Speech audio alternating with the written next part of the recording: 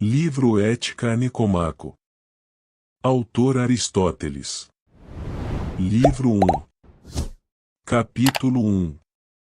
Admite-se geralmente que toda arte e toda investigação, assim como toda ação e toda escolha, tem em mira um bem qualquer, e por isso foi dito, com muito acerto, que o bem é aquilo a que todas as coisas tendem. Mas observa-se entre os fins certa diferença, alguns são atividades, outros são produtos distintos das atividades que os produzem. Onde existem fins distintos das ações, são eles por natureza mais excelentes do que estes. Ora, como são muitas as ações, artes e ciências, muitos são também os seus fins, o fim da arte médica é a saúde, o da construção naval é um navio, o da estratégia é a vitória e o da economia é a riqueza.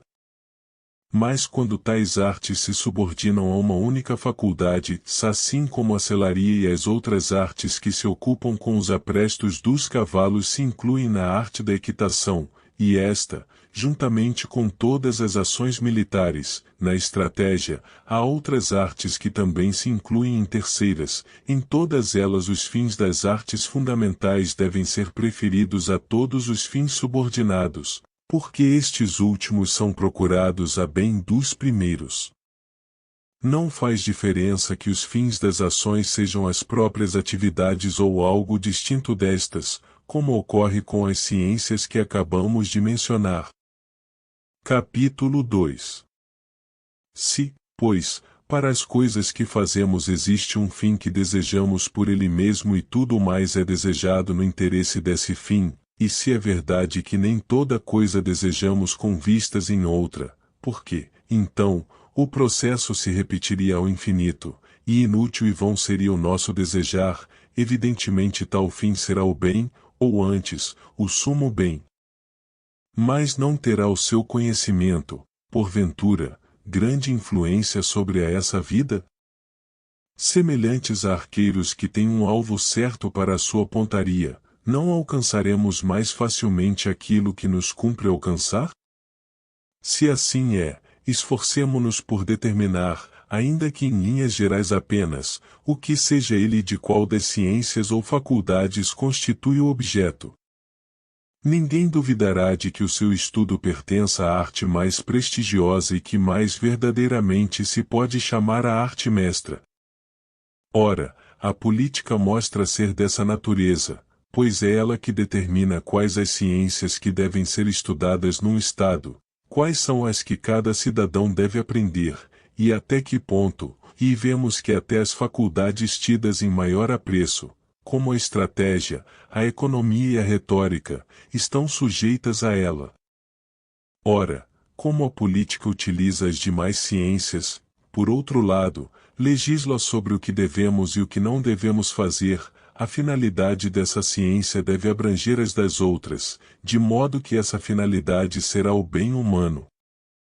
Com efeito, ainda que tal fim seja o mesmo tanto para o indivíduo como para o Estado, o deste último parece ser algo maior e mais completo, quer atingir, quer preservar. Embora valha bem a pena atingir esse fim para um indivíduo só, é mais belo e mais divino alcançá-lo para uma nação ou para as cidades-estados. Tais são, por conseguinte, os fins visados pela nossa investigação, pois que isso pertence à ciência política numa das acepções do termo. Capítulo 3. Nossa discussão será adequada se tiver tanta clareza quanto comporta o assunto, pois não se deve exigir a precisão em todos os raciocínios por igual, assim como não se deve buscá-la nos produtos de todas as artes mecânicas. Ora, as ações belas e justas, que a ciência política investiga, admitem grande variedade e flutuações de opinião, de forma que se pode considerá-las como existindo por convenção apenas, e não por natureza.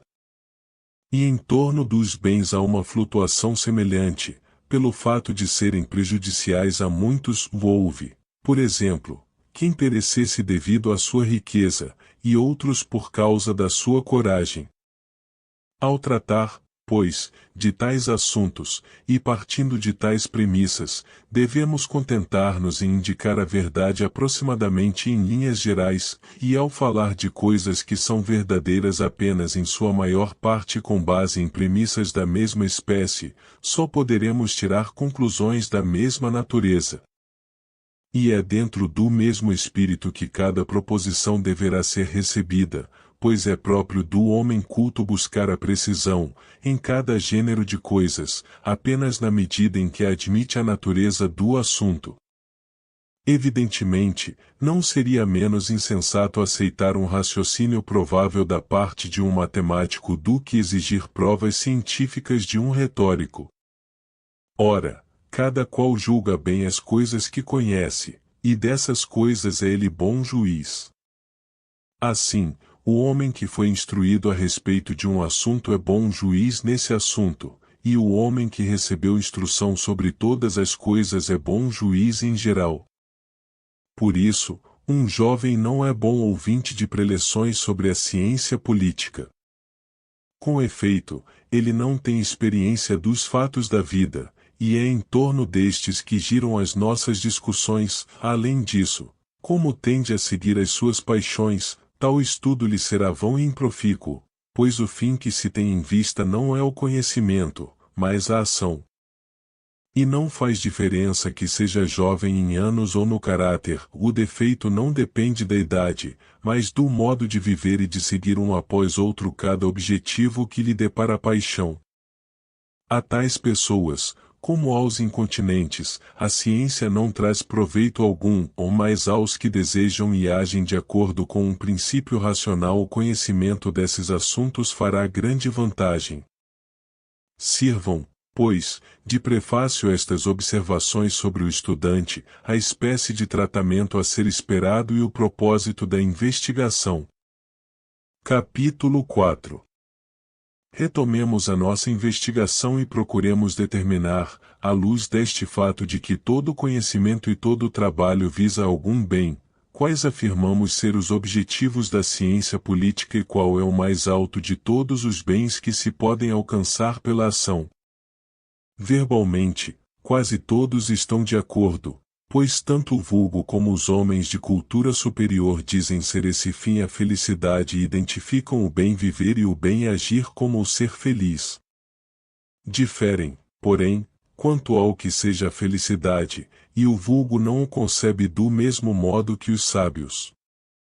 Os primeiros pensam que seja alguma coisa simples e óbvia, como o prazer, a riqueza ou as honras, muito embora discordem entre si, e não raro o mesmo homem a identifica com diferentes coisas, com a saúde quando está doente, e com a riqueza quando é pobre.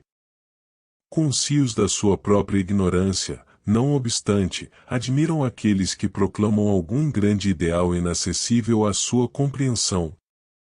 Ora, alguns têm pensado que, à parte esses numerosos bens, existe outro que é autossubsistente e também é causa da bondade de todos os demais. Seria talvez infrutífero examinar todas as opiniões que têm sido sustentadas a esse respeito, ou basta considerar as mais difundidas ou aquelas que parecem ser defensáveis.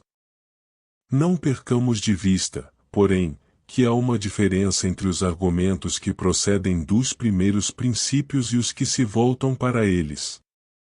O próprio Platão havia levantado esta questão, perguntando: como costumava fazer nosso caminho parte dos primeiros princípios ou se dirige para eles?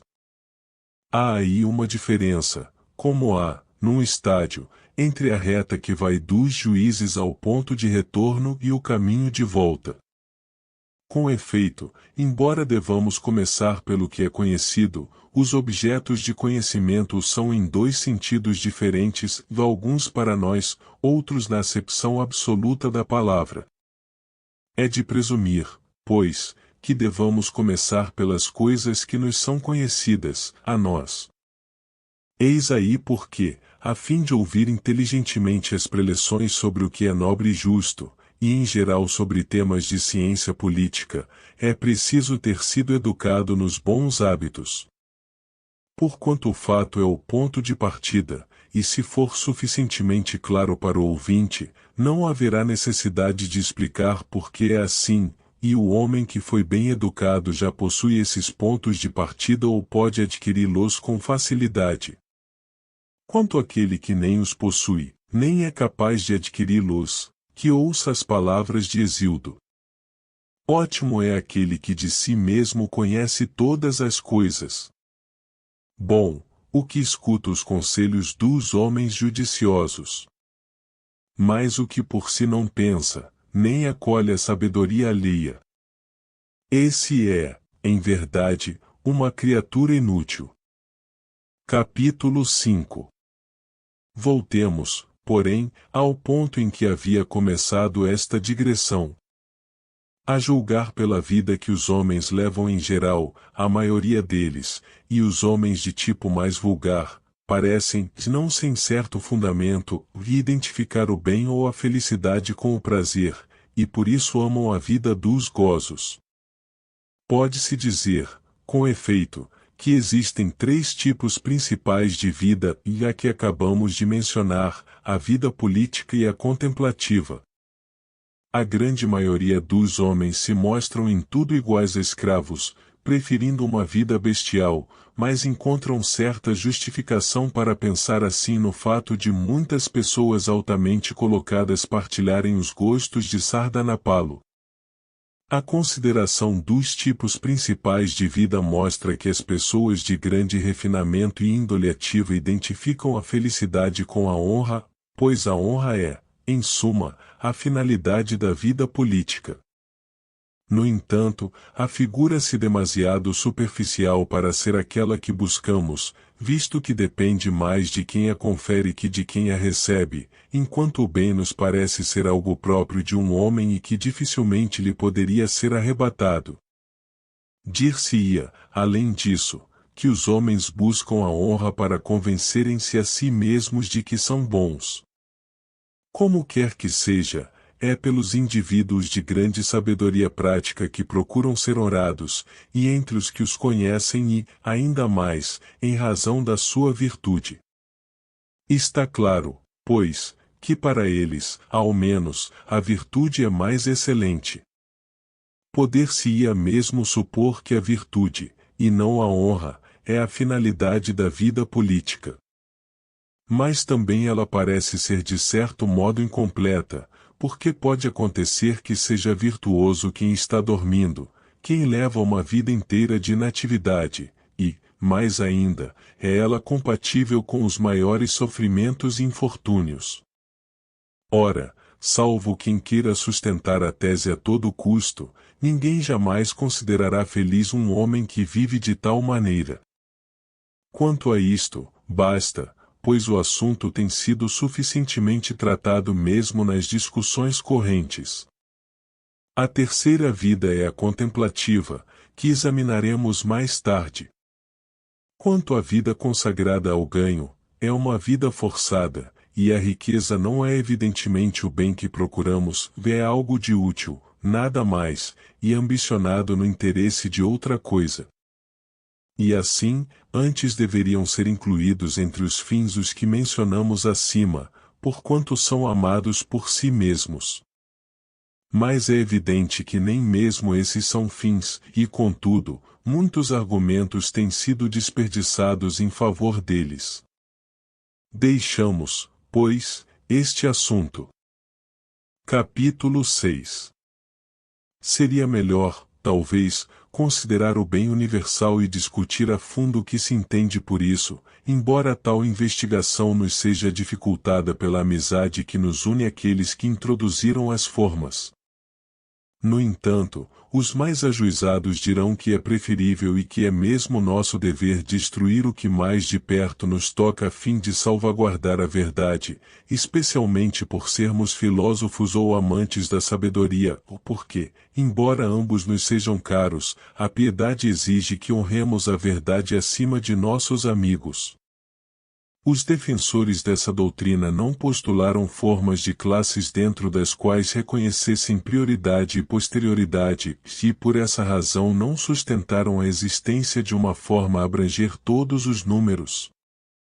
Ora, O termo o bem é usado tanto na categoria de substância como na de qualidade e na de relação, e o que existe por si mesmo, isto é, a substância, é anterior por natureza ao relativo, e este, de fato, é como uma derivação e um acidente do ser, de modo que não pode haver uma ideia comum por cima de todos esses bens. Além disso, como a palavra o bem tem tantos sentidos quanto o ser, ou visto que é predicada tanto na categoria de substância, como de Deus e da razão, quanto na de qualidade, isto é, das virtudes, na de quantidade, isto é, daquilo que é moderado, na de relação, isto é, do útil, ou na de tempo, isto é, da oportunidade apropriada, ou na de espaço, isto é, do lugar apropriado, etc. Está claro que o bem não pode ser algo único e universalmente presente, pois se assim fosse não poderia ser predicado em todas as categorias, mas somente numa. Ainda mais, como das coisas que correspondem a uma ideia a ciência é uma só, haveria uma única ciência de todos os bens.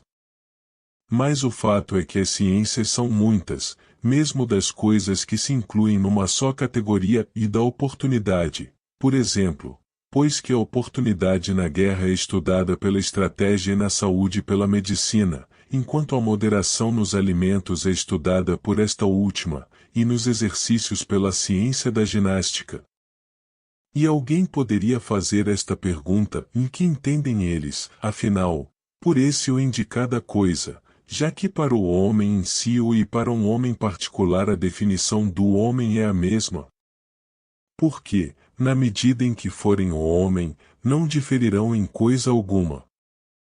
E, assim sendo, tampouco diferirão o bem em si ou e os bens particulares na medida em que forem o bem. E, por outro lado, o bem em si ou não será mais o bem ou pelo fato de ser eterno, assim como aquilo que dura muito tempo não é mais branco do que aquilo que perece no espaço de um dia. Os pitagóricos parecem fazer uma concepção mais plausível do bem quando colocam o ou na coluna dos bens, e esta opinião, se não nos enganamos, foi adotada por Espeusipo. Seria melhor, talvez, considerar o bem universal e discutir a fundo o que se entende por isso, embora tal investigação nos seja dificultada pela amizade que nos une àqueles que introduziram as formas. No entanto, os mais ajuizados dirão que é preferível e que é mesmo nosso dever destruir o que mais de perto nos toca a fim de salvaguardar a verdade, especialmente por sermos filósofos ou amantes da sabedoria, ou porque, embora ambos nos sejam caros, a piedade exige que honremos a verdade acima de nossos amigos. Os defensores dessa doutrina não postularam formas de classes dentro das quais reconhecessem prioridade e posterioridade, e por essa razão não sustentaram a existência de uma forma a abranger todos os números. Ora, o termo bem é usado tanto na categoria de substância como na de qualidade e na de relação, e o que existe por si mesmo, isto é, a substância, é anterior por natureza ao relativo, e este, de fato, é como uma derivação e um acidente do ser, de modo que não pode haver uma ideia comum por cima de todos esses bens.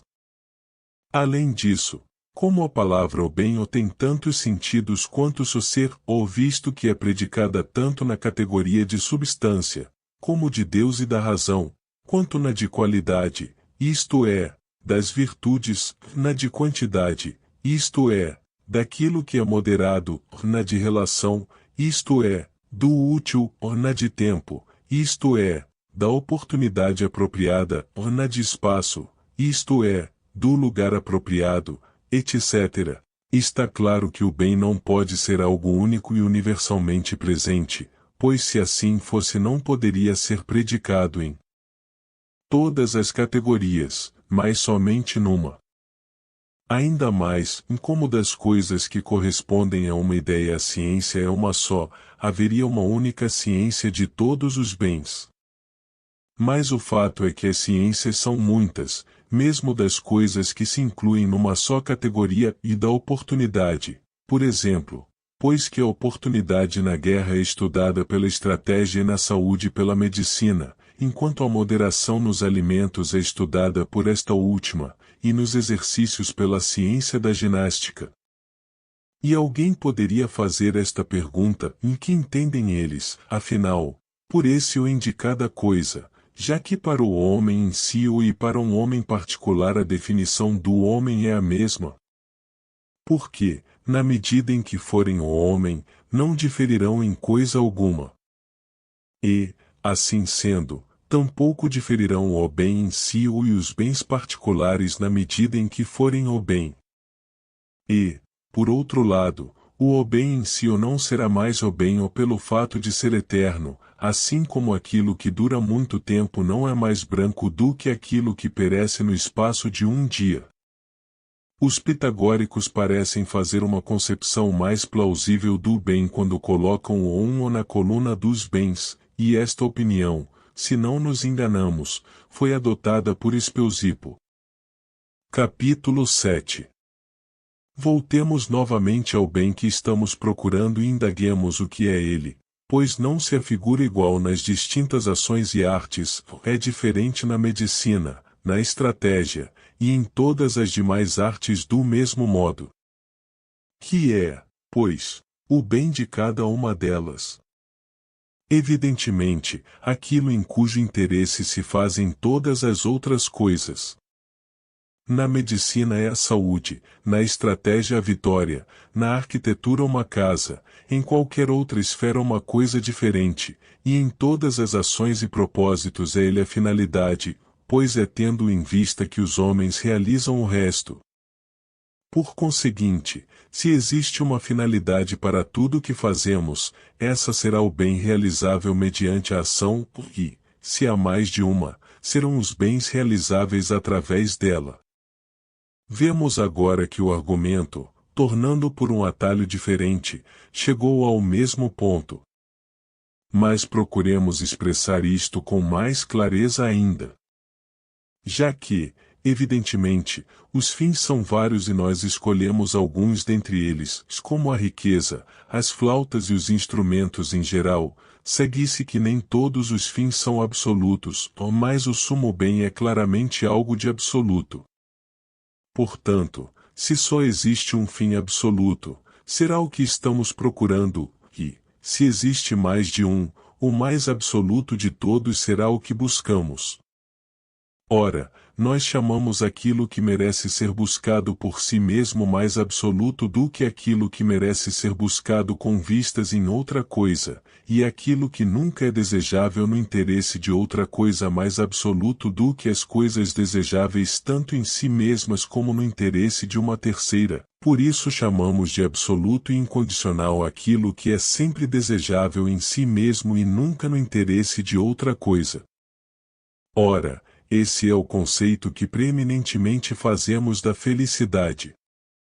É ela procurada sempre por si mesma e nunca com vistas em outra coisa, ao passo que a honra, ao prazer, a razão e a todas as virtudes nós de fato escolhemos por si mesmos, pois, ainda que nada resultasse daí, continuaríamos a escolher cada um deles, ou mais também os escolhemos no interesse da felicidade, pensando que a posse deles nos tornará felizes.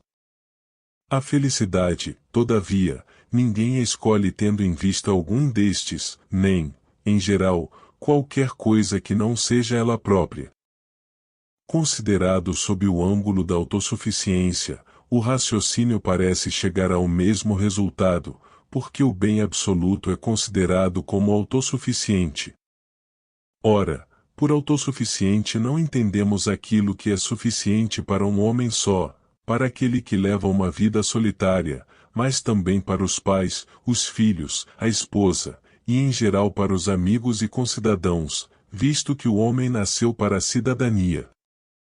Mas é necessário traçar aqui um limite, porque, se estendermos os nossos requisitos aos antepassados, aos descendentes e aos amigos dos amigos, teremos uma série infinita. Examinaremos esta questão, porém, em outro lugar. Por ora definimos a autossuficiência como sendo aquilo que, em si mesmo, torna a vida desejável e carente de nada.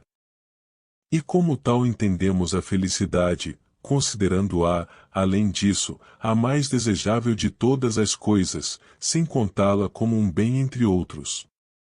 Se assim fizéssemos, é evidente que ela se tornaria mais desejável pela adição do menor bem que fosse, pois o que é acrescentado se torna um excesso de bens, e dos bens é sempre o maior o mais desejável.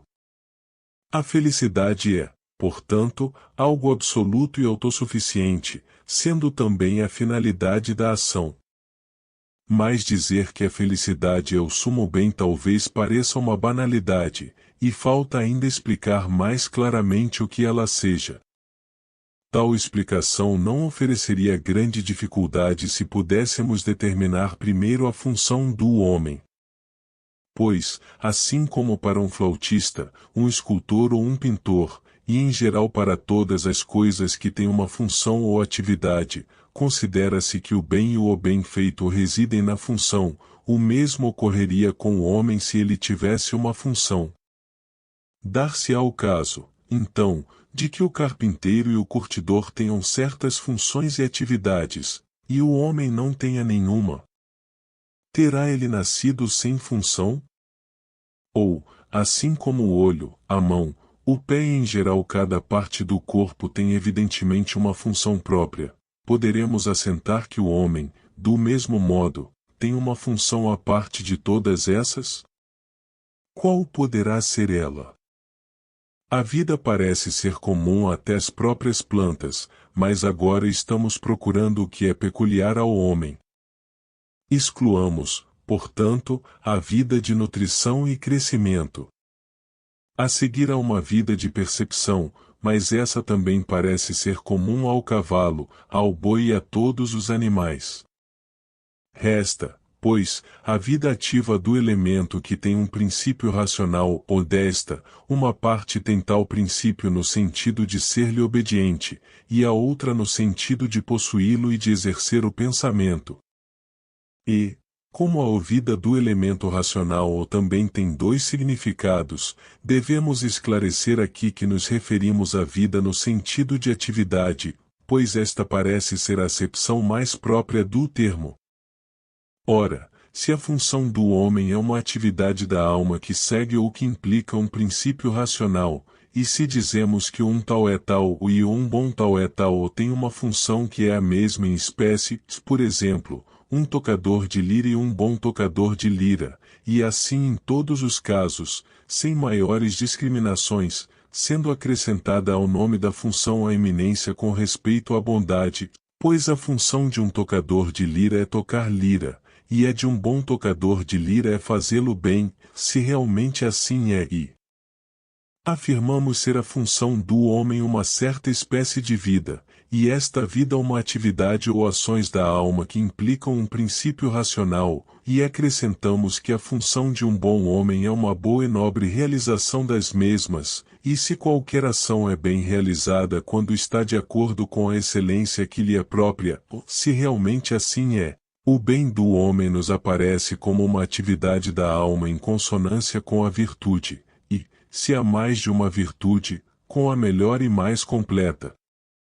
Mas é preciso ajuntar-o numa vida completo.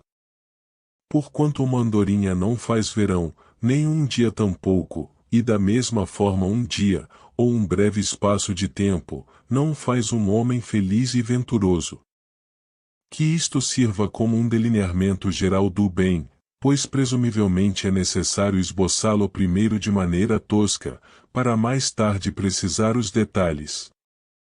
Mas, a bem dizer, qualquer um é capaz de preencher e articular o que em princípio foi bem delineado, e também o tempo parece ser um bom descobridor e colaborador nessa espécie de trabalho. A tal fato se devem os progressos das artes, pois qualquer um pode acrescentar o que falta. Devemos igualmente recordar o que se disse antes e não buscar a precisão em todas as coisas por igual, mas, em cada classe de coisas, apenas a precisão que o assunto comportar e que for apropriada à investigação. Porque um carpinteiro e um geômetra investigam de diferentes modos o ângulo reto. O primeiro o faz na medida em que o ângulo reto é útil ao seu trabalho, enquanto o segundo indaga o que espécie de coisa ele é, pois o geômetra é como que um espectador da verdade. Nós outros devemos proceder do mesmo modo em todos os outros assuntos, para que a nossa tarefa principal não fique subordinada a questões de menor monta. E tampouco devemos reclamar a causa em todos os assuntos por igual. Em alguns casos basta que o fato esteja bem estabelecido, como sucede com os primeiros princípios, o fato é a coisa primária ou primeiro princípio. Ora, dos primeiros princípios descobrimos alguns pela indução, outros pela percepção, outros como que por hábito, e outros ainda de diferentes maneiras. Mas a cada conjunto de princípios devemos investigar da maneira natural e esforçar-nos para expressá-los com precisão, pois que eles têm grande influência sobre o que se segue. Disse, com efeito, que o começo é mais que metade do todo, e muitas das questões que formulamos são aclaradas por ele. Capítulo 8. Devemos considerá-lo, no entanto, não só à luz da nossa conclusão e das nossas premissas, mas também do que a seu respeito se costuma dizer, pois com uma opinião verdadeira todos os dados se harmonizam, mas com uma opinião falsa os fatos não tardam a entrar em conflito. Ora, os bens têm sido divididos em 3 classes, e alguns foram descritos como exteriores, outros como relativos à alma ou ao corpo. Nós outros consideramos como mais propriamente e verdadeiramente bens os que se relacionam com a alma, e como tais classificamos as ações e atividades psíquicas. Logo, o nosso ponto de vista deve ser correto, pelo menos de acordo com esta antiga opinião, com a qual concordam muitos filósofos. É também correto pelo fato de identificarmos o fim com certas ações e atividades, pois desse modo ele vem incluir-se entre os bens da alma, e não entre os bens exteriores. Outra crença que se harmoniza com a nossa concepção é a de que o homem feliz vive bem e age bem, pois definimos praticamente a felicidade como uma espécie de boa vida e boa ação. As características que se costuma buscar na felicidade também parecem pertencer todas à definição que demos dela. Com efeito, alguns identificam a felicidade com a virtude, outros com a sabedoria prática, outros com uma espécie de sabedoria filosófica, outros com estas, ou uma destas, acompanhadas ou não de prazer, e outros ainda também incluem a prosperidade exterior. Ora, algumas destas opiniões têm tido muitos e antigos defensores, enquanto outras foram sustentadas por poucas, mais eminentes pessoas. E não é provável que qualquer delas esteja inteiramente equivocada, mas sim que tenham razão pelo menos a algum respeito, ou mesmo a quase todos os respeitos. Também se ajusta a nossa concepção a dos que identificam a felicidade com a virtude em geral ou com alguma virtude particular, pois que a virtude pertence à atividade virtuosa. Mas há, talvez, uma diferença não pequena em colocarmos o sumo bem na posse ou no uso, no estado de ânimo ou no ato. Porque pode existir o estado de ânimo sem produzir nenhum bom resultado, como no homem que dorme ou que permanece inativo, ou mais a atividade virtuosa, não, essa deve necessariamente agir, e agir bem. E, assim como nos Jogos Olímpicos não são os mais belos e os mais fortes que conquistam a coroa, mas os que competem, pois é dentre estes que hão de surgir os vencedores, também as coisas nobres e boas da vida só são alcançadas pelos que agem retamente. Sua própria vida é aprazível por si mesma. Com efeito, o prazer é um estado da alma, e para cada homem é agradável aquilo que ele ama, e não só um cavalo ao amigo de cavalos e um espetáculo ao amador de espetáculos, mas também os atos justos ao amante da justiça e, em geral, os atos virtuosos aos amantes da virtude.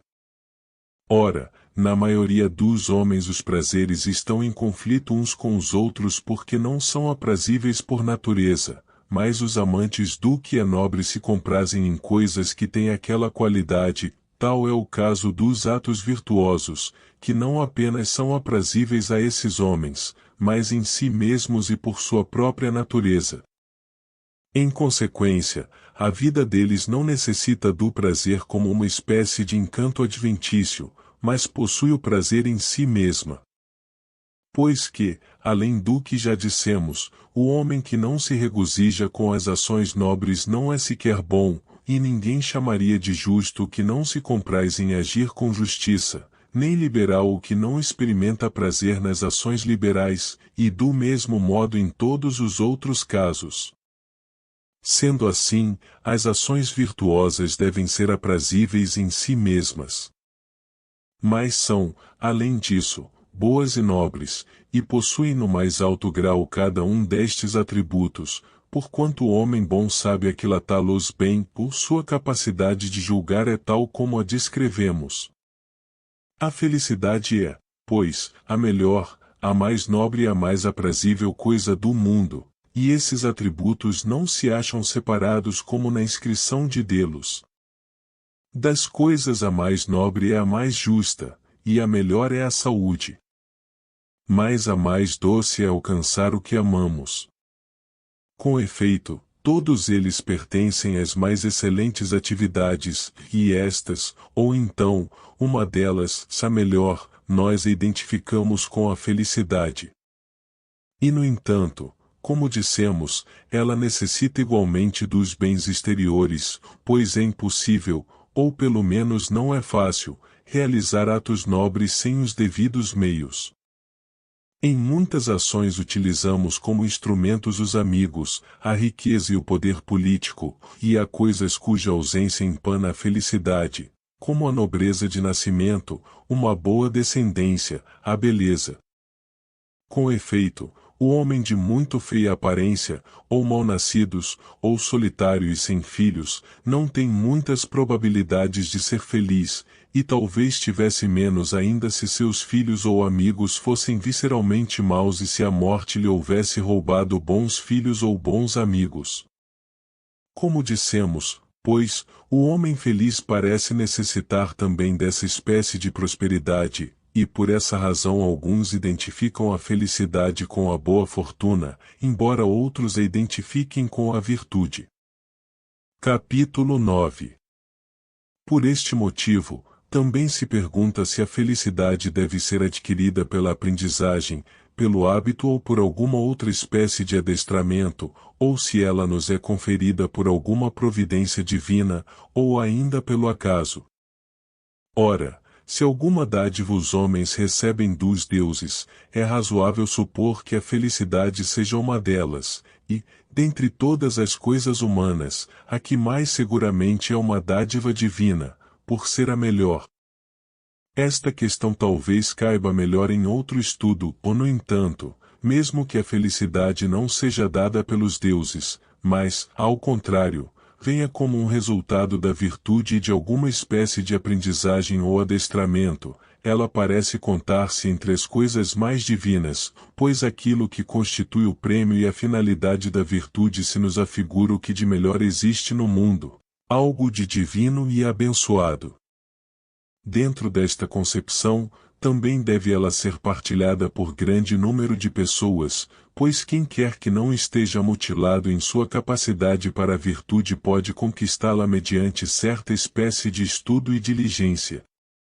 Mas, se é preferível ser feliz dessa maneira a sê-lo por acaso, é razoável que os fatos sejam assim, uma vez que tudo aquilo que depende da ação natural é, por natureza, tão bom quanto poderia ser, e do mesmo modo que depende da arte ou de qualquer causa racional, especialmente se depende da melhor de todas as causas. Confiar ao acaso o que há de melhor e de mais nobre seria um arranjo muito imperfeito.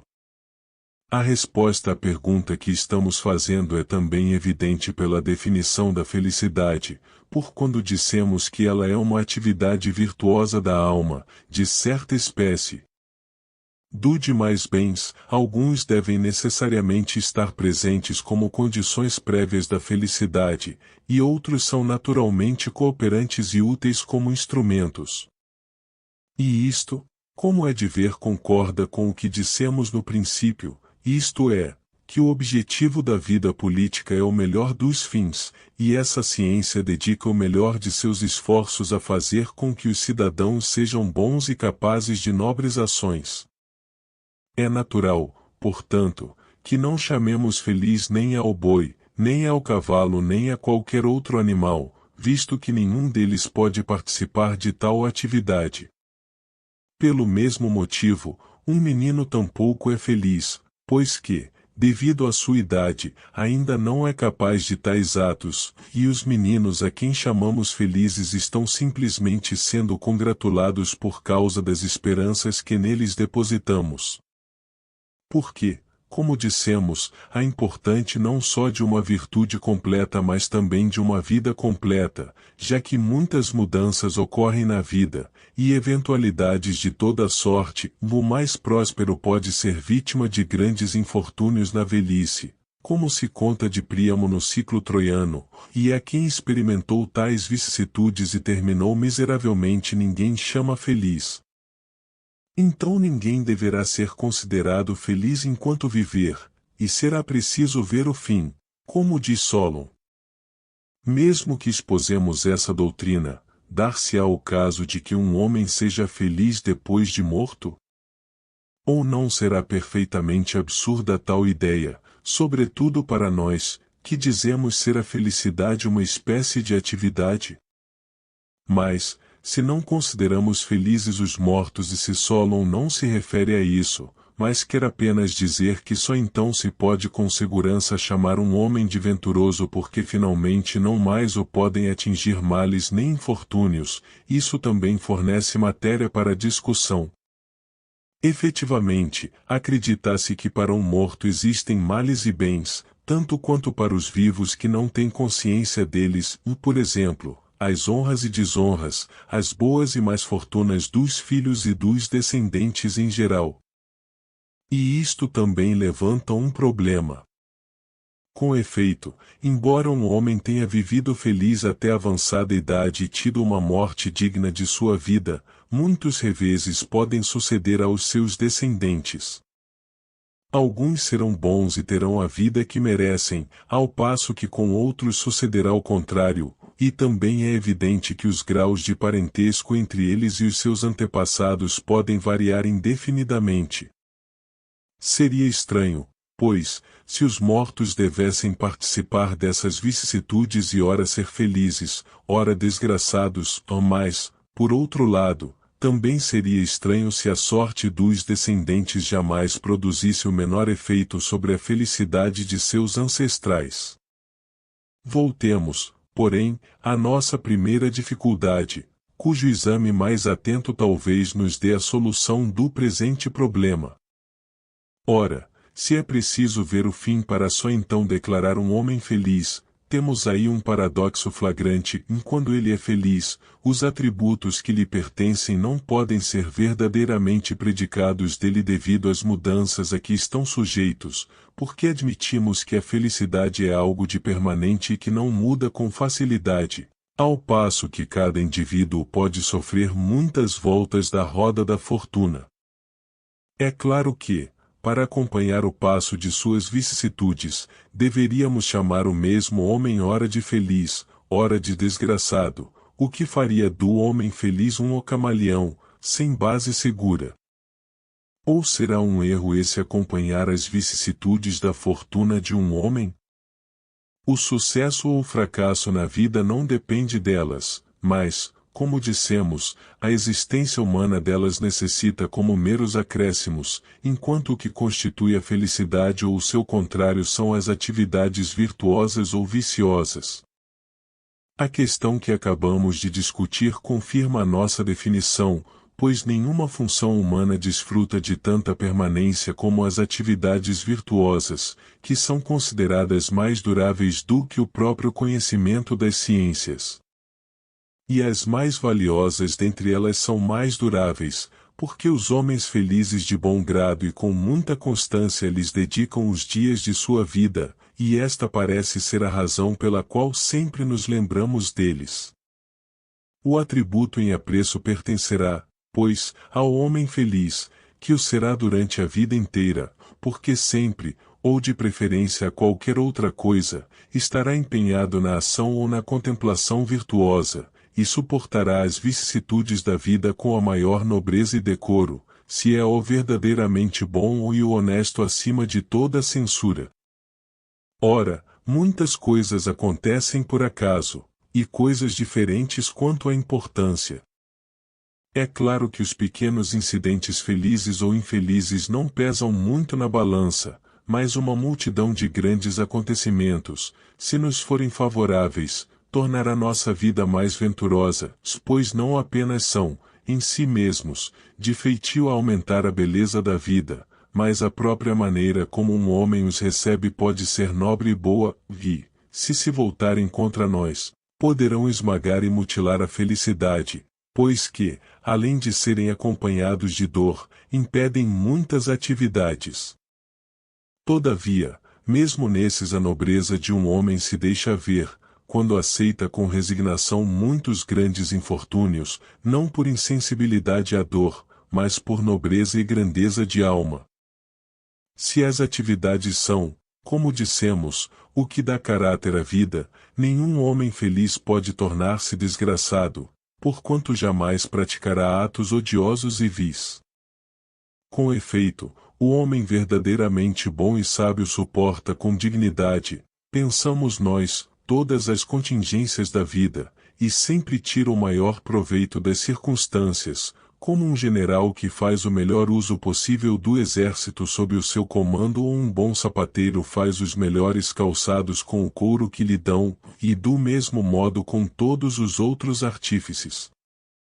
E, se assim é, o homem feliz nunca pode tornar-se desgraçado, muito embora não alcance a beatitude se tiver uma fortuna semelhante à de Príamo. E tampouco será ele versátil e mutável, pois nem se deixará desviar facilmente do seu venturoso estado por quaisquer desventuras comuns, mas somente por muitas e grandes, ou nem, se sofreu muitas e grandes desventuras, recuperará em breve tempo a sua felicidade. Se a recuperar, será num tempo longo e completo, em que houver alcançado muitos e esplêndidos sucessos. Quando diremos, então, que não é feliz aquele que age conforme a virtude perfeita e está suficientemente provido de bens exteriores, não durante um período qualquer, mas através de uma vida completa? Ou devemos acrescentar de que está destinado a viver assim e a morrer de modo consentâneo com a sua vida? Em verdade, o futuro nos é impenetrável, enquanto a felicidade, afirmamos nós, é um fim e algo de final a todos os respeitos.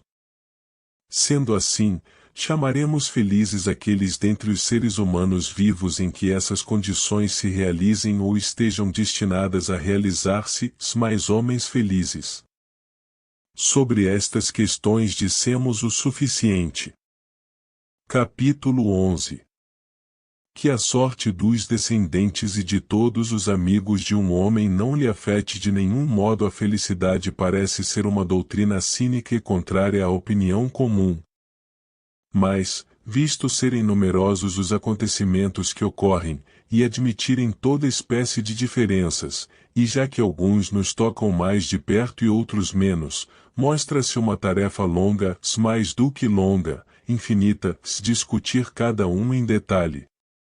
Talvez possamos contentar-nos com um esboço geral.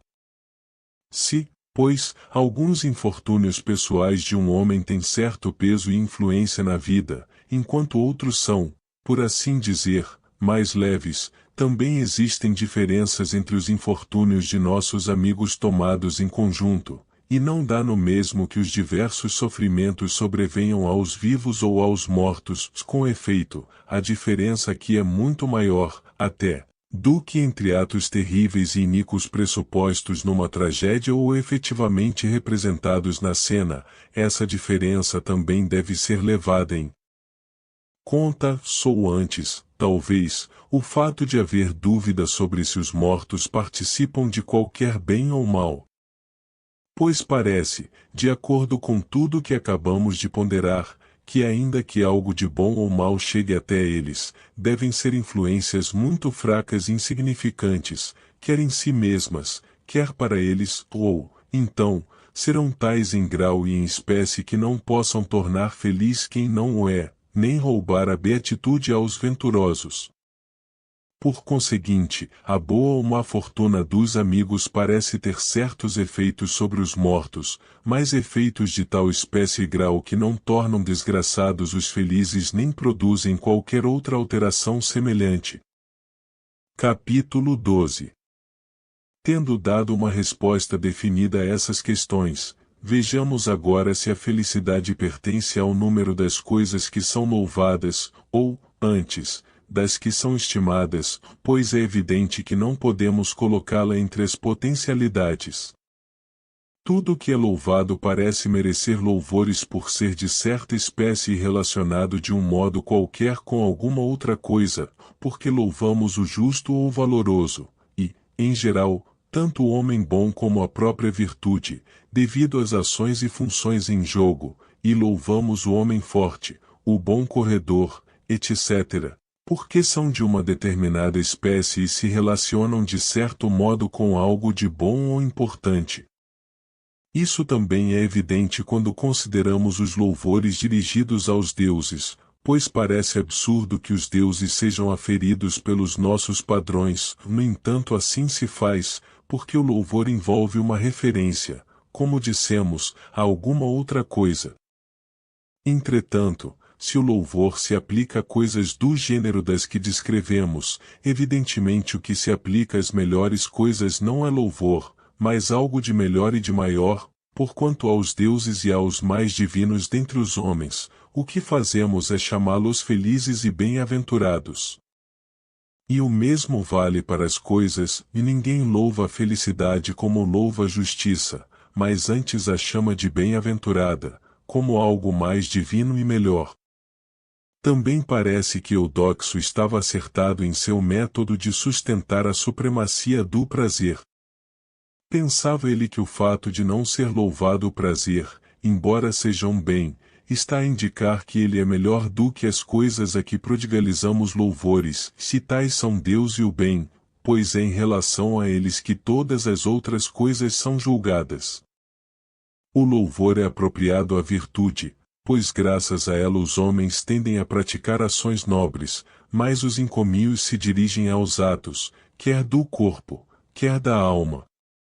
No entanto, talvez a sutileza nestes assuntos seja mais própria dos que fizeram um estudo dos encomios. Para nós, o que se disse acima deixa bastante claro que a felicidade pertence ao número das coisas estimadas e perfeitas. E também parece ser assim pelo fato de ser ela um primeiro princípio, pois é tendo-a em vista que fazemos tudo o que fazemos, e o primeiro princípio e causa dos bens, afirmamos nós, algo de estimado e de divino. Capítulo 13. Já que a felicidade é uma atividade da alma conforme a virtude perfeita, devemos considerar a natureza da virtude, pois talvez possamos compreender melhor, por esse meio, a natureza da felicidade. O homem verdadeiramente político também goza a reputação de haver estudado a virtude acima de todas as coisas, pois que ele deseja fazer com que os seus concidadãos sejam bons e obedientes às leis. Temos um exemplo disso nos legisladores dos cretenses e dos espartanos, e em quaisquer outros dessa espécie que possa ter havido alhures.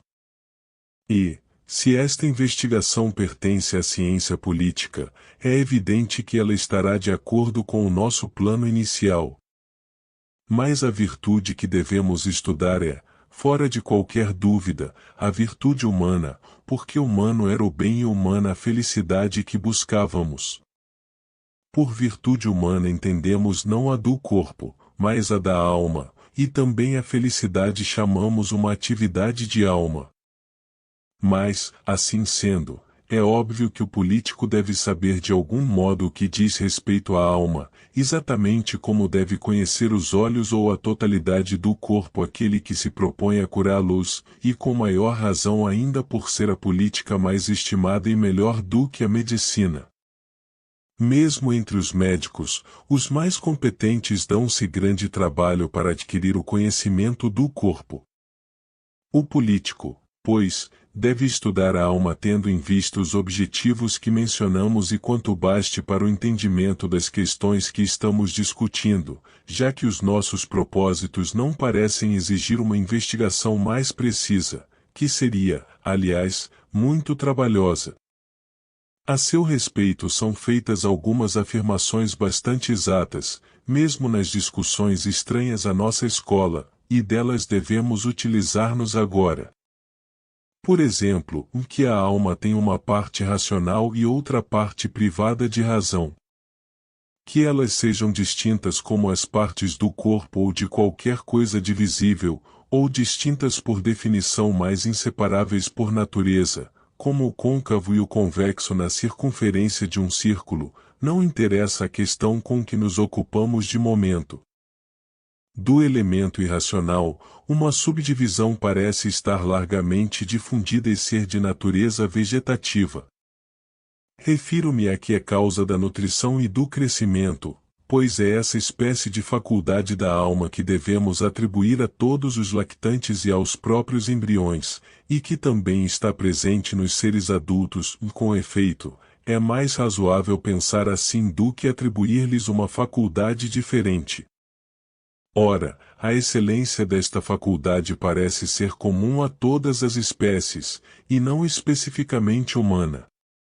Além disso, tudo está a indicar que ela funciona principalmente durante o sono, ao passo que é nesse estado que menos se manifestam a bondade e a maldade.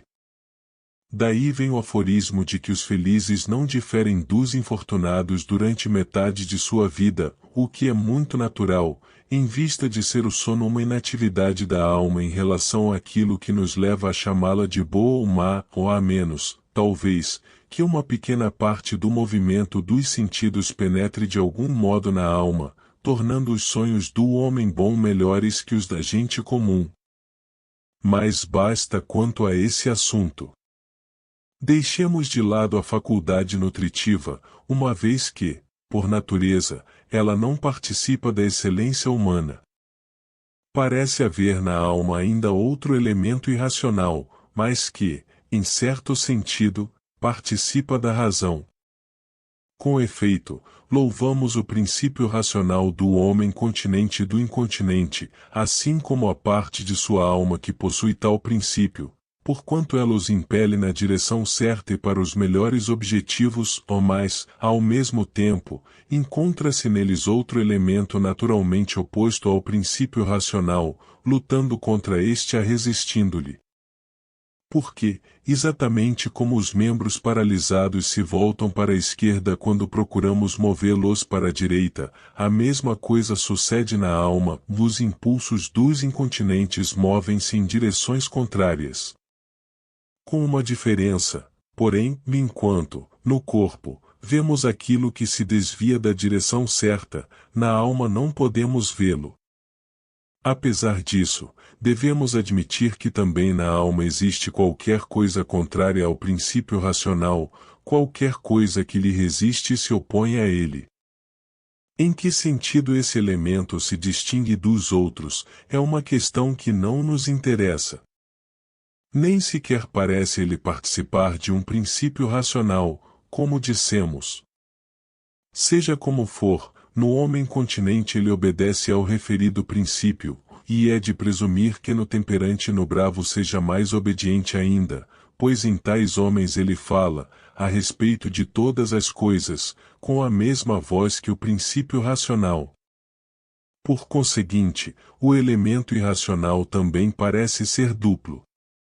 Com efeito, o elemento vegetativo não tem nenhuma participação num princípio racional, mas o apetitivo e, em geral, o elemento desiderativo participa dele em certo sentido, na medida em que o escuta e lhe obedece. É nesse sentido que falamos em o atender às razões do pai e dos amigos, o que é bem diverso de ponderar a razão de uma propriedade matemática. Que, de certo modo, o elemento irracional é persuadido pela razão, também estão a indicá-lo os conselhos que se costuma dar, assim como todas as censuras e exortações. E, se convém afirmar que também esse elemento possui um princípio racional, o que possui tal princípio, como também o que carece dele, será de dupla natureza, uma parte possuindo em si mesma no sentido rigoroso do termo, e a outra com a tendência de obedecer-lhe como um filho obedece ao pai.